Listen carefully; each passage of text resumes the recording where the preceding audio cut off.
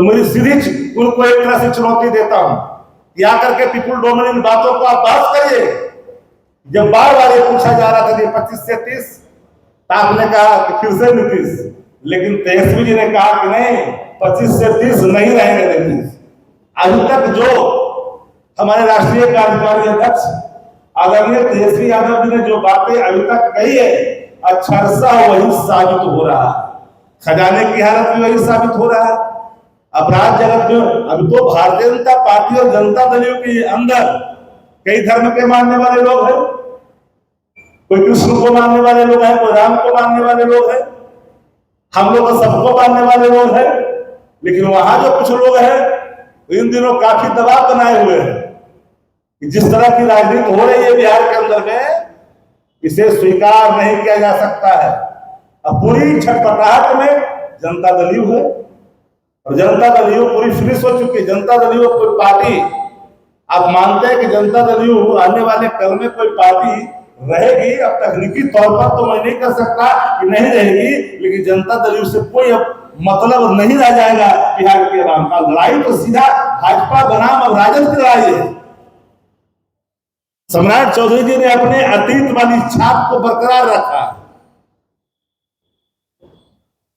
हम ये बात तो खोल करके बोल रहे हैं, वो छाप बरकरार रखा है। और मैं तो उनको एक बात पे धन्यवाद देता हूं, उन्होंने खुले मन से स्वीकार किया कि बिहार में अपराध है, अपराध था, इसलिए अपराध मुक्ति के लिए हम लोगों ने संकल्प लिया है। और विपक्ष चाहता है कि अपराधियों के मामले में किसी प्रकार का कोई डिस्क्रिमिनेशन भरा एक्शन नहीं होना चाहिए। एक रूपता के साथ अपराधी को अपराधी के दृष्टिकोण से, जाति के दृष्टिकोण से नहीं देखी जानी चाहिए।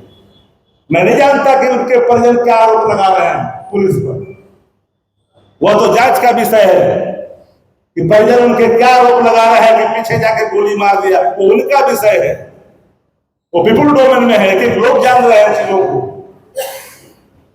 हम यह भी नहीं कह सकते बिन जांच कि फर्जी इनकाउंटर है।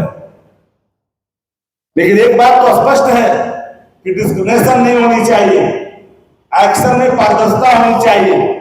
जो अपराधी है वो चाहे कोई भी है, अपराध के खिलाफ, अपराधी के खिलाफ कठोर कार्रवाई शासन की पहली प्रतिज्ञा होनी चाहिए।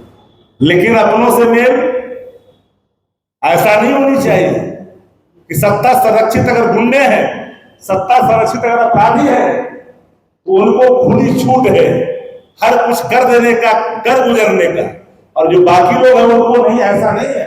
पूरे मामले में जनता दल छटपटाहट में है। ये एसपी की बड़ी बैठक हो बिहार लेवल पर, और दोनों उप मुख्यमंत्री को रद्दी कागज के बराबर वैल्यू दे दिया कूड़ेदान का। इससे बड़ा दुर्भाग्य और क्या हो सकता है? इससे बड़ा प्रमाण और क्या हो सकता है कि जनता दल यू को भारतीय जनता पार्टी की सरकार में, मैं नहीं कहता हूं गठबंधन की सरकार, मैं सीधे कहता हूं कि भारतीय जनता पार्टी की सरकार जनता दल यू के जो दोनों मनोनीत उप मुख्यमंत्री हैं उनको रद्दी कागज के बराबर भी कीमत नहीं दी है सम्राट चौधरी जी ने। इसके लिए सम्राट चौधरी को धन्यवाद। नहीं दिया